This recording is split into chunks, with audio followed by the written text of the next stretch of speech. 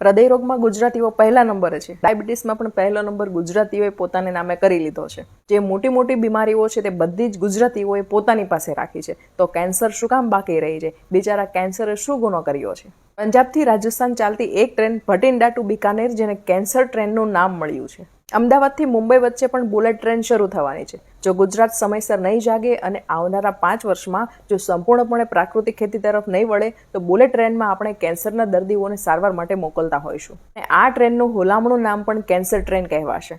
થોડા વર્ષો પહેલા અમદાવાદમાં કેન્સરની એક જ હોસ્પિટલ હતી. આજે 25થી વધુ હોસ્પિટલ છે, છતાં પણ ઓછી પડે છે. આમ તો ગુજરાતે ચેતવાનો, ચોંકવાનો અને સુધારવાનો રિવાજ સાવ જ કાઢી નાખ્યો છે. ઘરે ઘરે કેન્સરના ખાટલા હોય એ દિવસો દૂર નથી. કેન્સર કોમન થઈ રહ્યું છે. ગુજરાત કેન્સર રિસર્ચ સોસાયટીમાં દરરોજ 20થી 30 કેન્સરની સર્જરી થાય છે. આખા ભારતમાં કેન્સરમાં ગુજરાત પહેલા નંબરે છે. અને હોય જ ને, કારણ કે ગુજરાતીઓને પહેલા નંબર સિવાય બીજું કંઈ ફાવતું જ નથી. કેન્સર માટે કેમિકલ વાળો ખોરાક ખૂબ જવાબદાર છે. એમ કહો ને કે આપણે અત્યારે રોજ ઝેર જ ખાઈએ છીએ. આપણી ખેતીની જમીનો અને ખેતીની પદ્ધતિઓ ઝેરીલી થઈ ગઈ છે. જંતુનાશક દવાઓ, રાસાયણિક ખાતરો અને પ્રચુર કેમિકલ્સને કારણે ખોરાકમાં ઝેર વ્યાપી રહ્યું છે. કેમિકલની મદદથી ખેડૂતો 10 થી 15 ગણો પાક લઈ રહ્યા છે. અમુક દવા તો એવી આવે છે કે શાકભાજીના કોઈ પણ છોડ પર છાંટવામાં આવે તો દર 3 દિવસે પાક મળે અને શાકભાજીનું કદ 2 થી 3 ગણું વધી જાય છે. કેમિકલના પ્રતાપે શાકભાજી અને ફ્રૂટ્સને તાજા દેખાડવા માટે કલર ચડાવવામાં આવે છે. શું આપણે હવે શાણા ગુજરાતીઓ નથી રહ્યા? કેન્સરની સામે ઝૂકવાને બદલે તેને ઝુકાવવું પડશે. એના માટે શું કરી શકાય?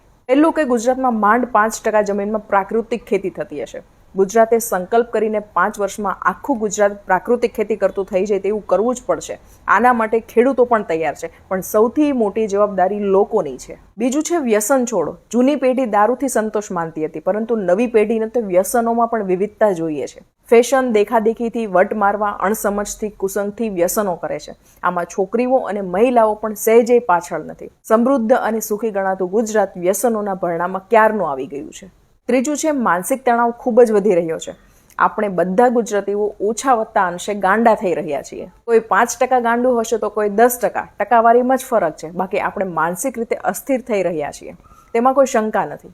આખો સમાજ મેન્ટલ હોસ્પિટલ બની રહ્યો છે. સંપૂર્ણ સ્વસ્થ વ્યક્તિ દિવસે દીવો લઈને શોધવા જઈએ તો પણ મળે કે નહીં તેવી સ્થિતિ છે.